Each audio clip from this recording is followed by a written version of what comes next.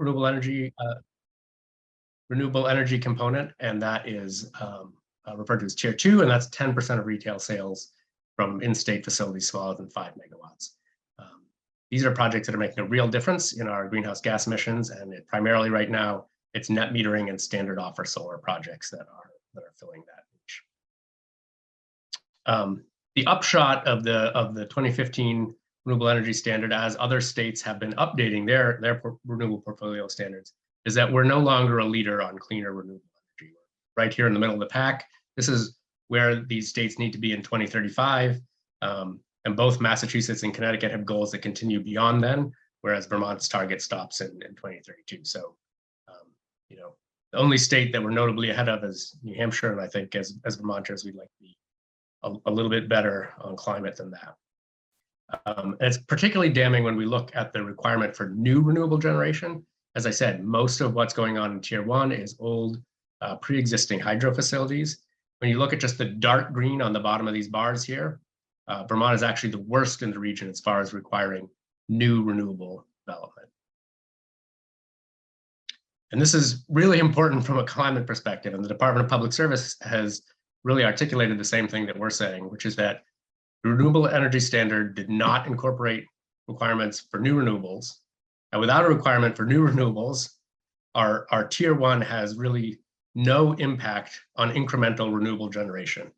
And without adding new renewable generation, we're not displacing existing fossil fuel generation. So Tier 1, as it's written now, that overall total renewable energy component of the RES is just failing our climate goals. So what we're asking now is for the legislature to pass a bill that better aligns our RES with the rest of New England, that better aligns it with our climate goals, that takes us from a 75% total energy target satisfied mostly by old hydro to a 100% renewable target in 2030. This is something that Rhode Island has done recently that draws significantly on new renewable resources. And for that in-state component, which has been the one climate success story in the RES as it stands now, going from 20% by 2032, doubling that to 20% by 2030 and continuing to push that out to 30% by 2035. And this will include, net metered solar, larger megawatt scale solar, and storage. Potentially wind, though that's not really in the development cards right now in Vermont. So focusing really on that Tier 2 piece and why we're emphasizing this in-state renewable development. First of all, it's an environmental justice issue. For all of the electricity that we use but we don't generate, we're simply asking other communities and other states and provinces to bear those costs and those environmental impacts. It's largely marginalized communities that are lower income, often disproportionately minority groups. There's also a matter of energy security, and there's a matter of economic development. So there's really three reasons that we need to be focusing on increasing our in-state renewable generation. The bar graph on the right, by the way, just shows that we are 49th out of 50 states in the share of electricity that we generate in state. So right now, we really aren't taking responsibility for the costs of our own energy generation. Delving a little more deeply into the environmental justice component, the key takeaway that I want people to remember is that for every kilowatt hour of electricity we generate from wind and solar here in Vermont, we are shutting down output from a natural gas plant somewhere else in New England. It's natural gas that's always on the margin in New England, virtually every hour of the year. So if we turn on a light switch, anything that we do that bump in electricity is met by a bump in natural gas generation, and that means we're imposing emissions on other populations, mostly outside of Vermont. And these plants are disproportionately, as I mentioned, located in vulnerable communities. There's a new proposed peaker plant in Peabody, Mass. It's a community that is suffering from a lot of existing health inequities, and it'll just make that worse. We build out renewables fast enough, we can prevent these kind of plants from being built at all, much less turned on.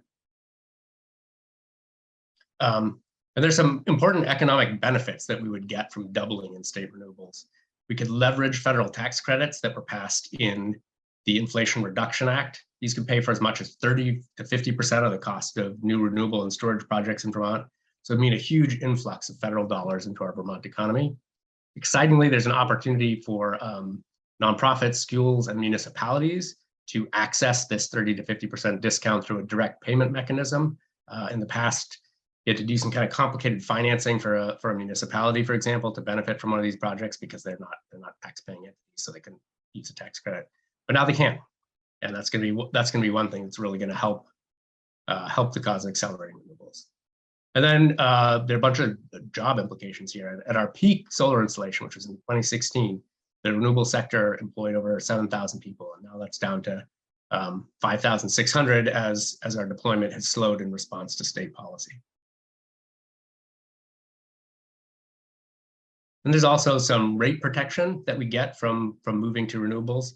The orange line across the bottom here is the fixed cost of solar electricity provided by standard offer projects right now. And as you can see, it is below the low parts of the blue, which is the natural gas future price, and well below the spikes and each winter as that becomes more expensive. So by investing in in-state renewables, we're minimizing ratepayers' exposure to volatile electricity markets.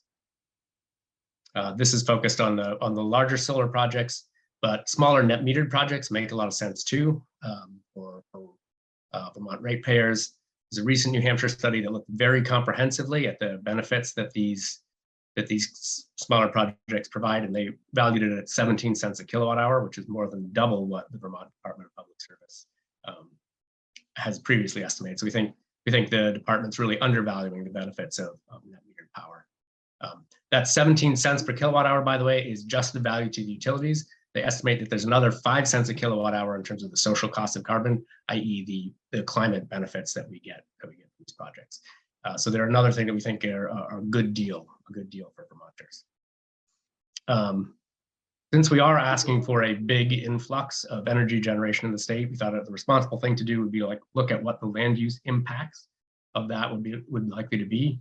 So we did a simple model, and this will be available on our website shortly if you want to adjust some of our assumptions and look at different scenarios. But the big takeaway is that using the department's forecast for load growth out to 2030, doubling that in-state renewable target would only require another 2,300 acres devoted to solar. As a point of reference, UVM recently estimated that residential sprawl results in the clearing of 1,500 acres of forest a year. So this is, less than a year and a half of sprawl development to achieve some pretty aggressive climate goals. I'll pause for a minute here on this excellent Bill McKibben quote, talking about how building clean energy is really the project of our era, and the key environmental challenge of our time is really how do we get more renewable energy built. One of the ways we do that is by updating our renewable energy standard. I know that was a lot that we threw at you. Peter and I'd be very happy to take any questions you have and think about what the implications for this would be and what the steps are going forward. And thanks again for inviting us to your committee meeting. Thanks so much, Jonathan and Peter. That's awesome.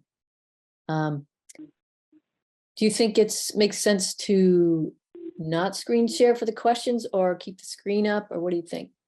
Yeah, I'll drop it. We have one or two other slides that may come up, but I can always pop it back up if people great. about specific slides. So who has some questions? I have one. Hi, first of all, my name is Ben. I'm an Energy Committee member. In general, how does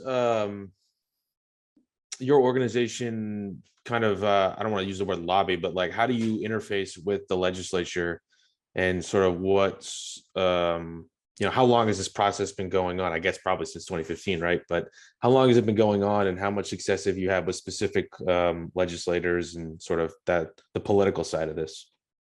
Peter, I'm going to kick this one over to you. Yeah, that's a great question, Ben. Ben, before I took this job, I was the chief of staff to the Vermont Senate, and there was a quick effort in 2019 to do this, but it didn't really go far, in part because most of the utilities push back pretty hard. They don't want to be told what to do. And so this is the first time since the res was written in 2015 that there's been like a grassroots organizing effort outside of the legislature to build broad public support for moving toward new renewables. So that's why Jonathan and I are doing these kind of talks to start educating people in the public about this. I will say both of your senators for Madison County, Ruth Hardy and Chris Bay, seem to be leaders on this. You're very lucky to have two people who seem to want to do the right thing, but there will be pressure from utilities, and we will be in the building. We're also got other environmental groups to join with this effort, and groups you've heard of like Sierra Club and 350 and Vermont Natural Resources Council, VPIRG, Conservation Law Foundation. So we're building a coalition that will support this. And it's going to take a lot of work in the legislature to get this law changed. I have no illusions that the governor will support it, but there might be a chance that we could get him to do that. Good answer. Thank you. I'll also mention that the two House members who represent Bristol, I guess, are all Caleb Elder and Mari Cordes are also fantastic on this. So y'all are, pretty much batting 100 here. Good advocates. They're great advocates.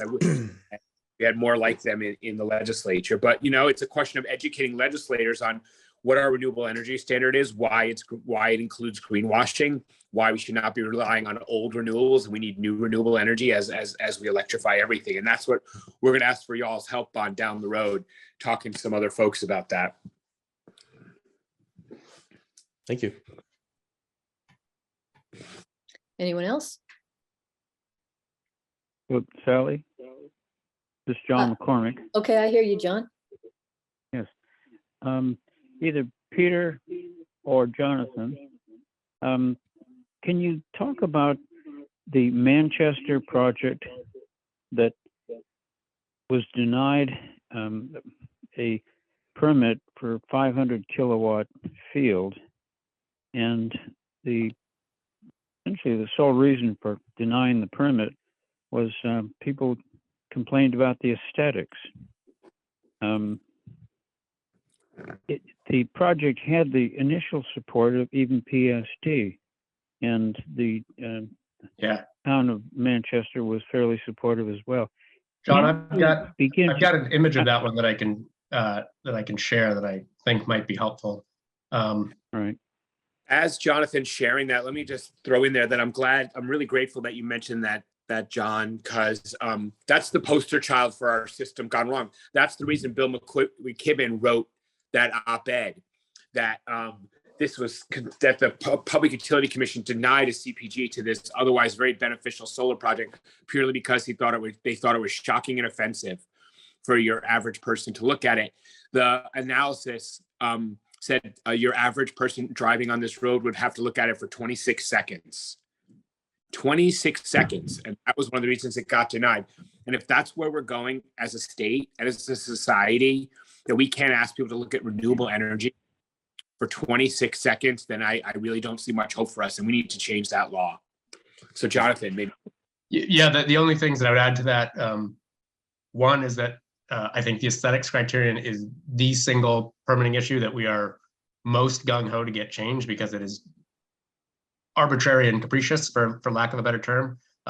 These are a couple of visualizations of what the project would look like. The one on the right with the bushes grown out is after, I think, like 4 years of growth. And as you can see, the project is barely visible. The project team and the department both hired, the Department of Public Service both hired independent aesthetics experts. Both experts okayed the project. The Public Utility Commission's hearing officer decided on the basis of their own opinion that right view is shocking and offensive. And as Peter said, if that's the visibility threshold that we're dealing with, we're gonna have to build these things underground, and solar doesn't work very well underground. So, making sure the permitting process actually works to get good projects built is another piece of this puzzle. And I do appreciate you raising that, John. Good. Well, a follow-up question to Peter. Can you describe the lobbying process to get the change in the permitting process to say that,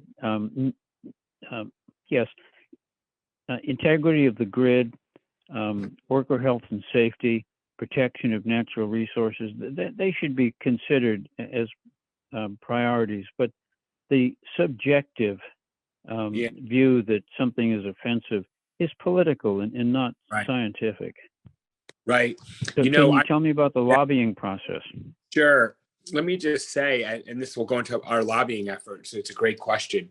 You know, it's not just renewables that are having this problem. You know, there are affordable housing developments that get rejected because neighbors don't want them in the neighborhood. You know, there's treatment centers that get rejected because neighbors don't want them. Here in Montpelier, Montpelier voters voted almost 2-1 to build a hotel over a parking lot downtown.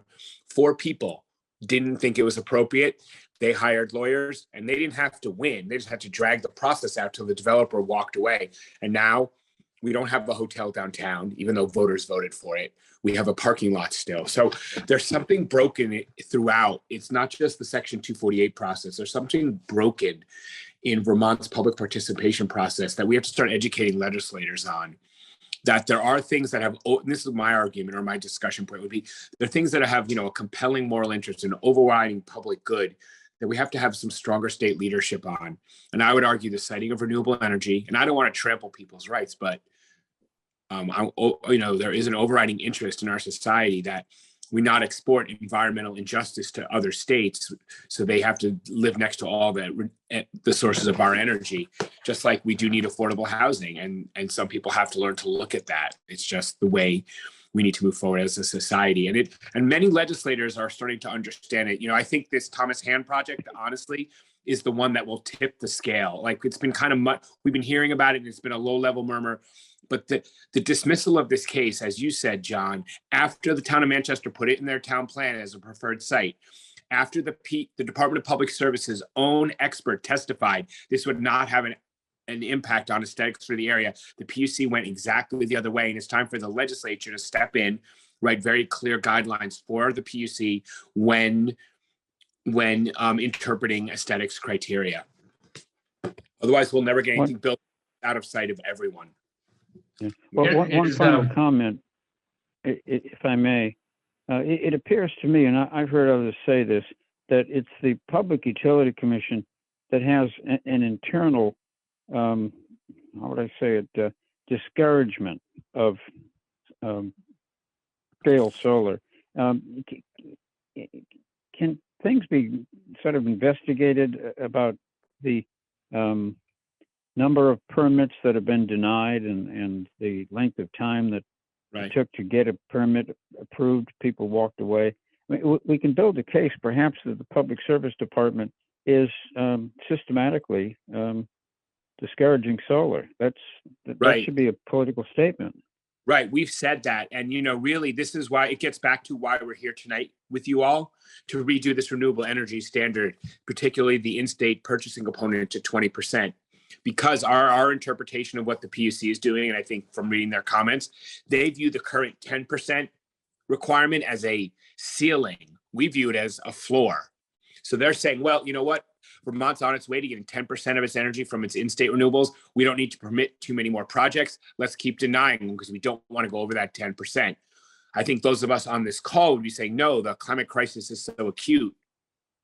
We need more renewables and faster. Let's move faster. And I think the PUC is out of step with Vermont. But I think if we could improve this law and give the PUC the directive to double our in-state renewables in the next 7 years, they would have to permit more projects. Otherwise, they're not following the law, and we could sue them, and we would win. And maybe we should make it an intergenerational issue. This is the infrastructure that our younger population will be desperate to have in 10 years, 20 years.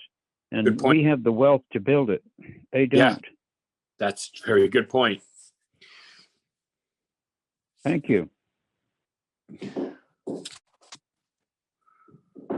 Thanks for those questions, John, and for those answers. And it's good to think about this stuff. I really appreciate it. Anyone else have any other questions?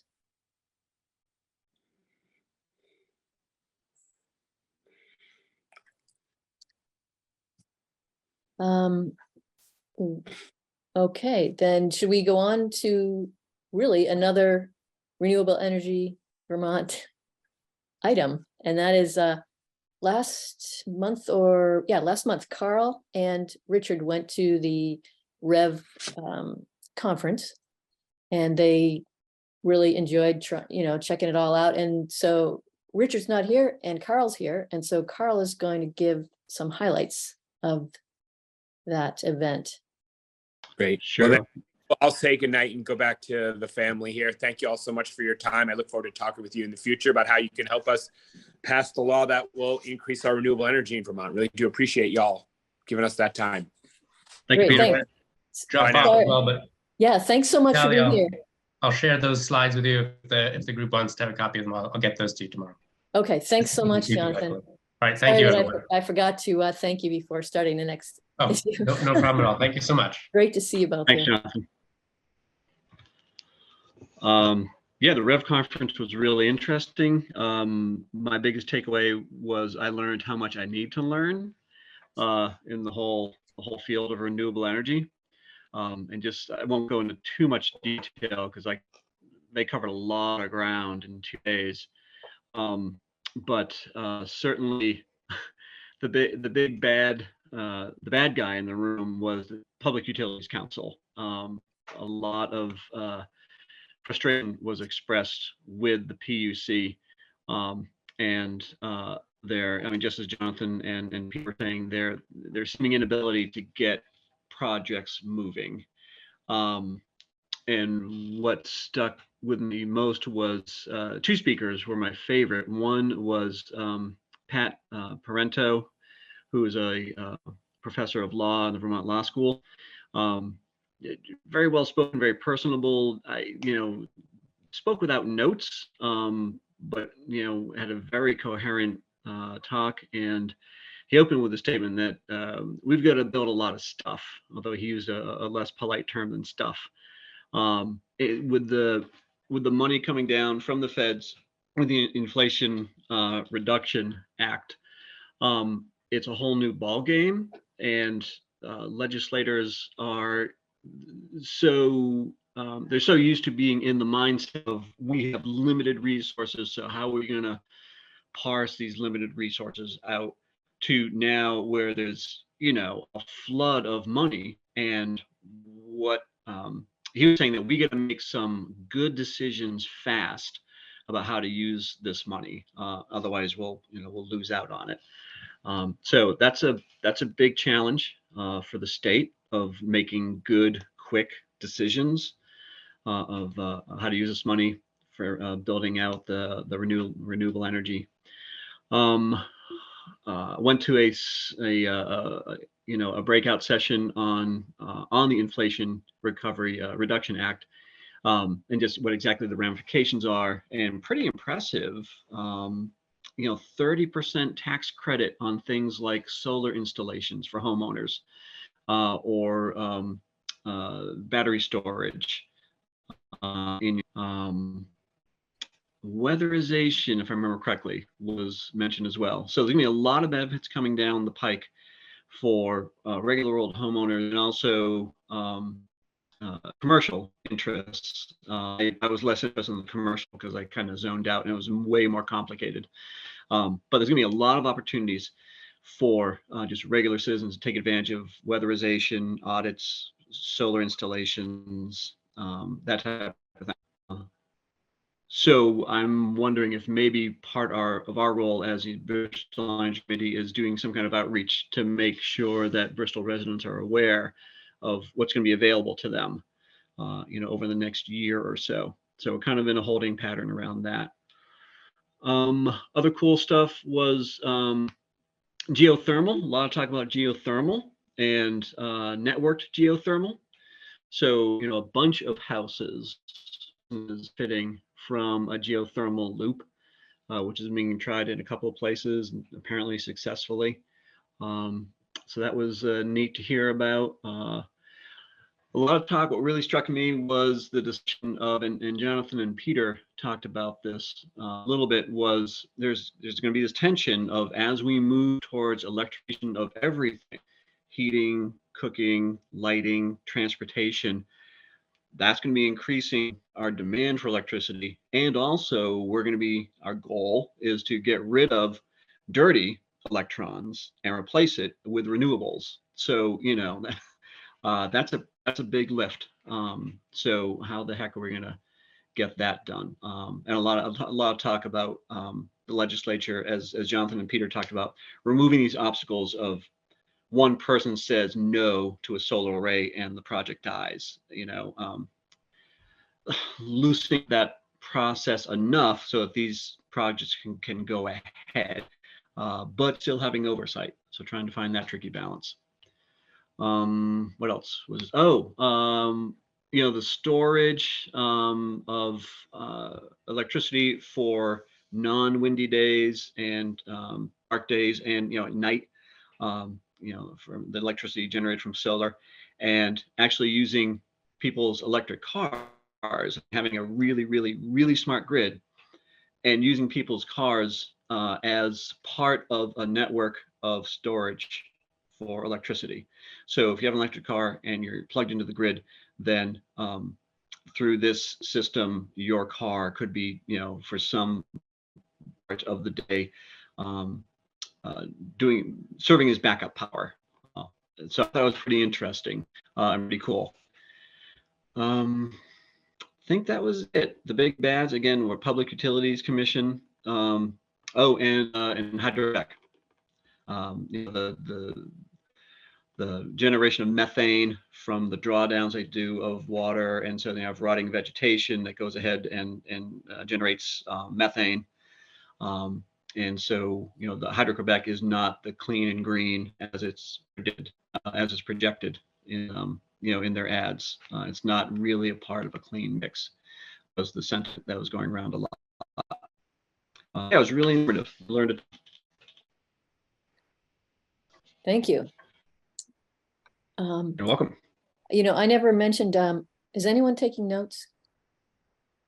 I am taking notes. Oh, fabulous. Thanks, Ben. Really Yes. appreciate it. Okay, so Carl, I know you've just done a lot of talking, but it might be time to just go right into the next one, which is about library. Just a little bit of an update about what's going on with the library weatherization and buttoning up.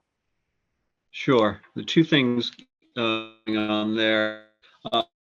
It seems like a de facto subcommittee of Sally and Richard and myself working with the library board.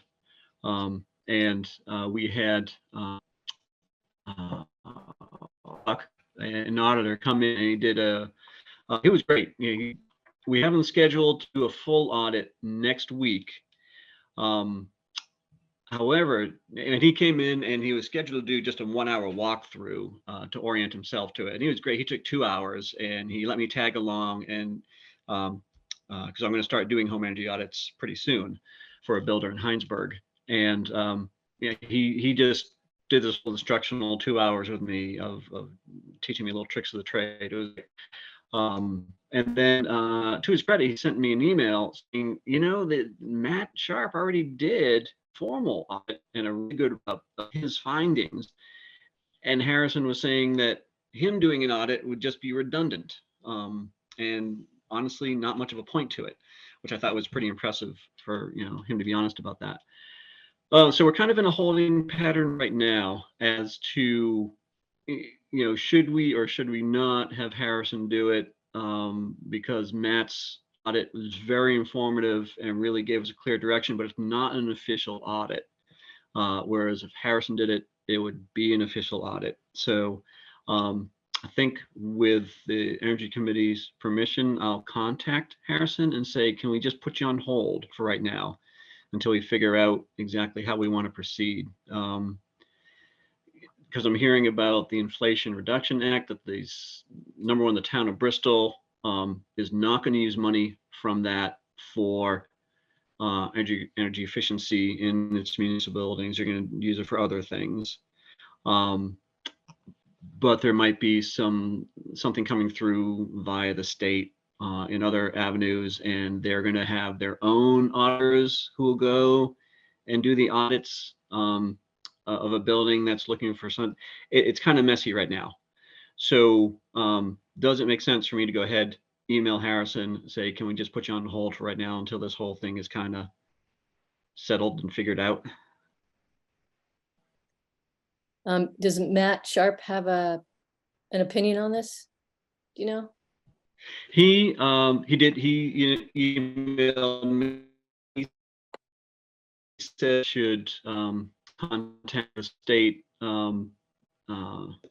building and grounds. Oh gosh, what is it? BGS, buildings and grounds.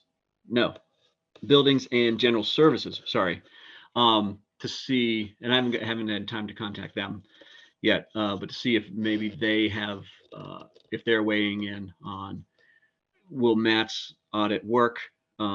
Should we have Harrison do it for an official one? Is the state going to provide their own auditors for projects? So that would be my follow-up I need to do on that. That's great. Thank you so much for doing that. I know it sounds like such a runaround. It's too bad It it's has not been. so clear. Yeah. I But a guess that's great what education for me. Yeah. For me, just how complicated these programs are. Yeah. Well, thanks so much for hanging in there with it. And yeah, it's great. You're welcome. The other library part, and it's not, so Coco, the librarian, is writing a grant and she wants it done by Friday. And the grant ranges from $5,000 to $15,000. And she wants to use it for energy upgrades. And part of it, the Energy Committee in collaboration with Coco decided that, yeah, it makes sense to convert all of the lighting in the library to LEDs, and she got a quote of $5,000 for that. And also, per Matt's suggestion from his audit that he did, get some storm windows going, some interior storm windows in the library. So I've been researching getting some quotes for the cost of interior and exterior too, from, what the heck. So that Coco can fold that into her grant. So it's a nice collaboration going on between the BEC and the library. Yeah, that's great. Yeah, it seemed like she wanted to have new sliding outer storms, right? Is that the case? Because it wouldn't. That's an option. I don't know. I mean, I think. Yeah, I what I'm learning is that, because I've asked other, people involved in renewable energy and energy efficiency about this, and I'm discovering that if you ask 3 energy experts their opinion on something, you're going to get 5 different opinions. Yeah. So some people are all in favor of interior storm windows. Yeah, I think we're just going to kind of do a little more research and find out. I think one of the things to show people, if you're asking, is like take a picture of the fact that Coco has those indoor shade things that she uses. Will those work with indoor storms or not? And there's some stuff around that. I remember we talked about, okay, that wouldn't work. So this, or, the little hooks would be in the way of indoor storms. It's important to know exactly what the windows in the library look like and which ones they can take and not take, is what I remember. Right. Yeah. And I've been saying, I went in yesterday and today and took photos, interior and exterior of the photos, and I've been sending them great to the companies along with measurements. Excellent. Thank you so much again for that whole thing. You've Welcome. been busy. Yeah. I'm kind of running on fumes here, but yeah. Yeah. It's been fun. All right. So any questions from anyone at this point? All right. Let's go on to reorganizing the committee. So I would like to step back. We already talked about that, and let's other people do more leading. And it already looks like we're doing a little of that. I mean, Ben has been taking some notes. I don't know if Ben, you want to continue taking notes, be a note taker, or yeah, I was going to volunteer to be the scribe of the group, or however we want to do that. I don't mind doing that at all. Yeah, that's fabulous. That's awesome. Really appreciate that. And I think both Carl and Richard you guys have been interested in possibly doing what I've been doing, basically creating an agenda and running the meeting. And so it's up to you guys if you want. If I know you both are busy people, but what do you think, Carl? Do you have any idea about that? Have you talked to Richard or talked to yourself about that? I nominate Richard because he's not here. Anybody want to second it? What did you say? Oh, I see. All in favor? Aye. Okay, all right. I got the sense of what's going on here. No, yeah, I half of me would happily chair it, and the other half of me is saying, "Oh my God, I have too much." So I'm starting a new job with Chuck Reese in Heinsberg, doing audits for his company, which I'm very excited about. So there's going to be a learning curve going on with that. I wonder if can I float it by Richard and see if he's willing to like share the position of chair with me, and we alternate months or something like that. That sounds really good, because it keeps you both in it and you can kind of work together on doing it or take turns or however you want to do it. That sounds Right. good. Okay. Anyway, everyone want to vote on that? Anyone in favor? I am. That's great. Me. Excellent. No, the system is rigged. We don't really even have a quorum, I don't think, tonight, but this is what we have. What we have is what we have. I'll email think Richard John- on that. I think John raised his hand, right? Sure. Yeah. Okay, He Great. voted absentee. He did mail-in ballot. all right. Well, thank you very much. It'll be nice to just show up at a meeting and enjoy it without thinking too much ahead of time. Or doing other things. Maybe I'll find other things to do with the energy committee that I can do because I'm not doing the other or something like that. I really appreciate that. Well, I'll just say this. I have not been a member for very long, but I think, Sal, you've done a great job as the chair as long as I've been around. And I think the committee will obviously you're still on the committee, which is great. But I think we'll miss your leadership for sure. At least I will. So I'm just gonna put that out there. Absolutely. Thanks, Ben. I want to point out we're looking at two men to fill the job that Sally was doing originally on her own. So that speaks volumes. I'm sure you're going to be able to pull it off just fine. And we have, like people like Sally Roth or Dan Batten they're checking in to see about coming on board. Maybe, I don't know. I'm keeping it open, but if Sally, if you want to be joining us, you can just pick up a thing at the town clerk, and you just fill out a little thing that says, "Hey, I'd like to be on the energy committee." And it's pretty easy. Then you'll just go in at some point to the select board with whoever else is signed up for that, and they'll just ask you why you want to be on it, and you tell them, and then they say, "Okay, well, that sounds good." It's pretty mellow. So I just wanted to let you know that if you're interested. Yes, I am interested. Thanks, Sally. Sure. All right, great. Let's see. Oh, also there's an annual report that someone does, and I will do that this year because I've been the main person to facilitate and stuff, and I'll just collect the notes and write the annual report that has to be done by late January, and then it's put in the annual report, comes out around March. So someone else will end up doing that, whoever decides to do that. You just basically take all the notes and and I'll show you what that's like. It's just a one-pager.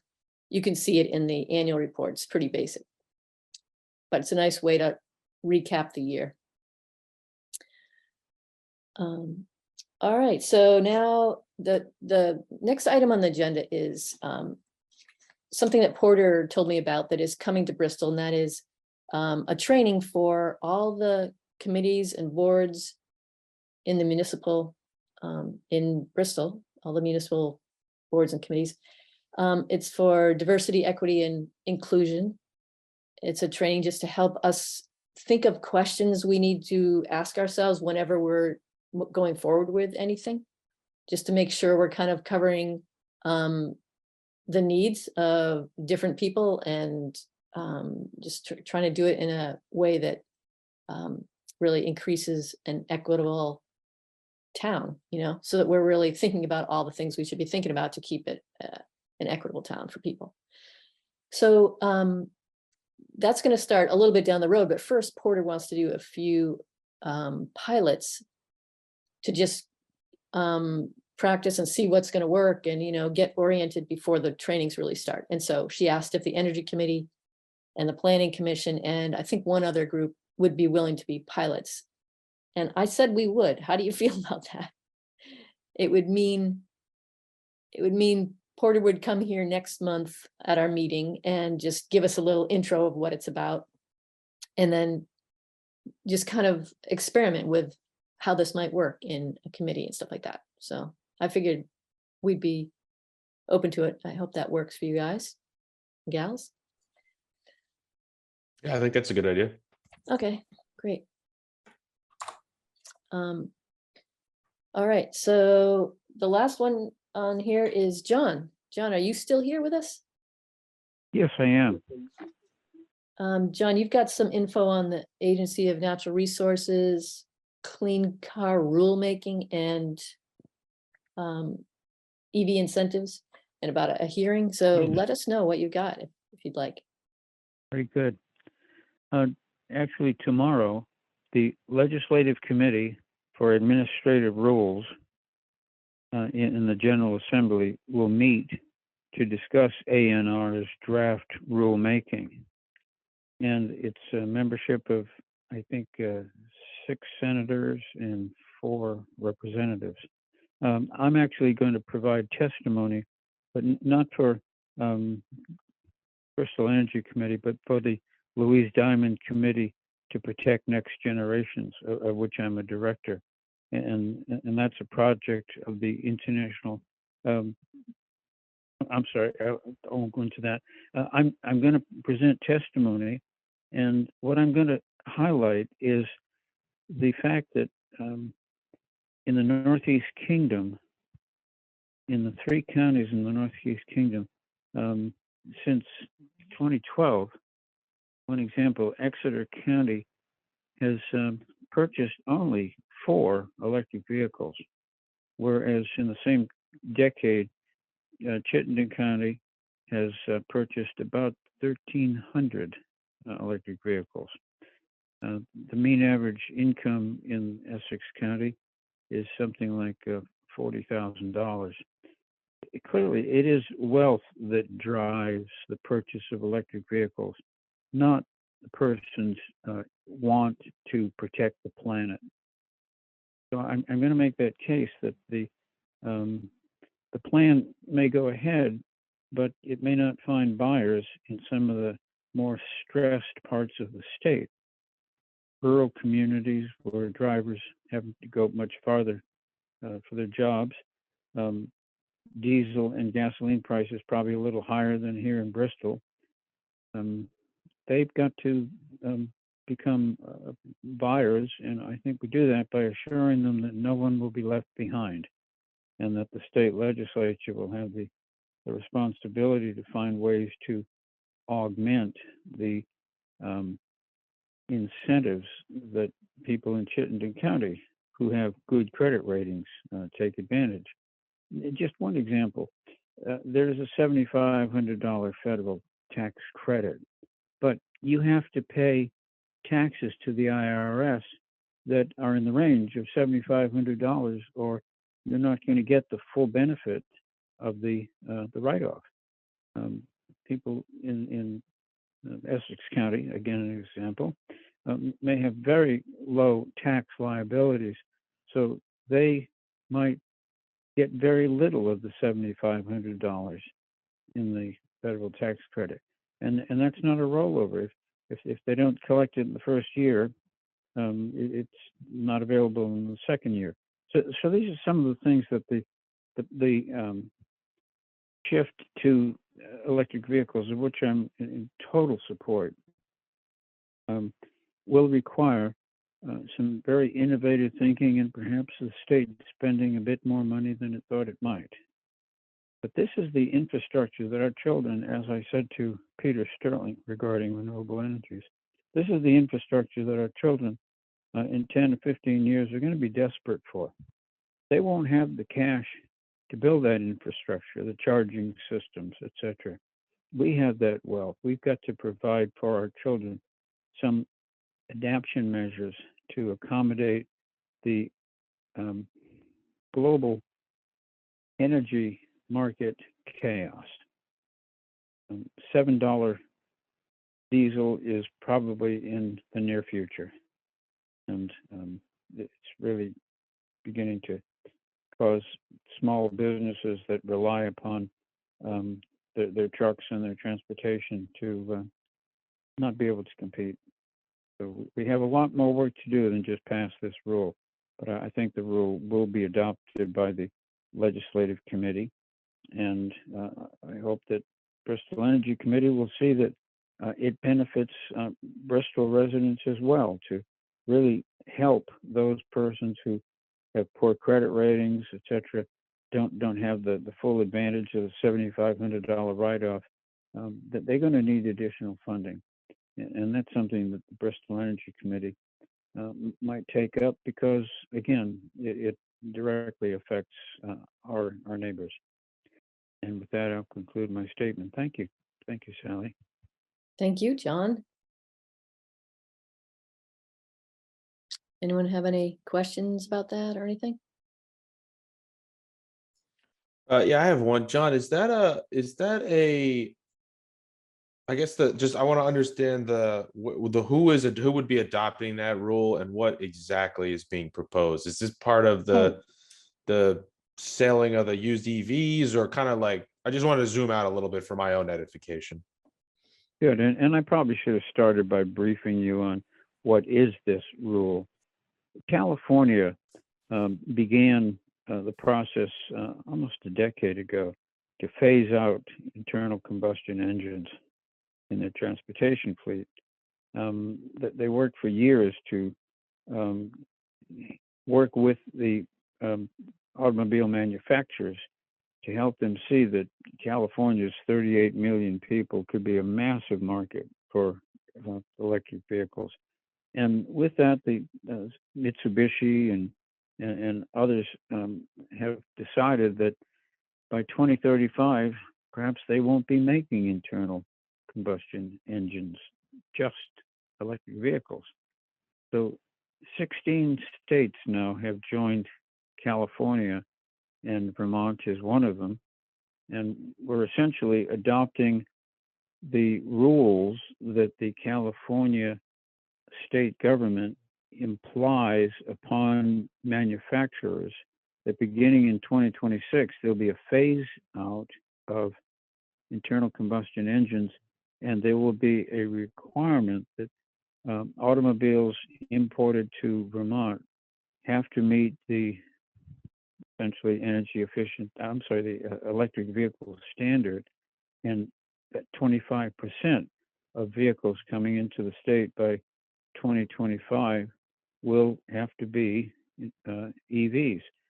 By 2035, almost 100% of the vehicles being imported into the state will have to be electric vehicles. And when you consider that, according to Energy Action Network, new vehicles in Vermont on an annual basis total about 40,000 new vehicles.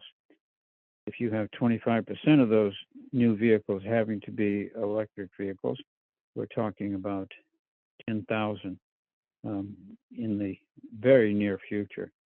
So we'll be scrambling to build enough charging stations to accommodate this increased demand. But again, we'll be challenged in trying to encourage people who really are strapped financially to make that shift as well. Does that sort of sum up? Yes, that clears it up for me very much. Thank you, Yeah. John. Oh, good. Good, I okay. really Mhm. appreciated that too. That was a nice addition. Thanks. Good Well, it call. looks like we've pretty much come to the end of our meeting. Any other things you have to Happy say? Thanksgiving Yeah, thanks. and You too. celebrate, celebrate. Great. They roll back the stone, didn't the voters? All right, so I guess we'll wrap it up. Thank you so much for being here. And we'll see you again next week. I mean, next month. Thanks, Next everybody. month is early enough. I'll type up the meeting minutes and I'll send them out to the group, everybody that was on here. Or Sally, do you want me to send them just to you and then you can distribute them with the slide deck from REV? Maybe that's a good idea. Okay, Sure. I'll do that. I mean, I'll send it just to you. or if you want, you can send them to everyone. Because it might be easier for me to do one thing at a time. And Sure. I'll just send the Okay. slide deck when it gets here. Yeah, that's fine. I'll do that. Great. All right. Thanks, everybody. Yeah, Good thank night. you. Thanks, Take care. everyone. Thanks, everyone. Good Thank night. you. Good night. Sally. Good night.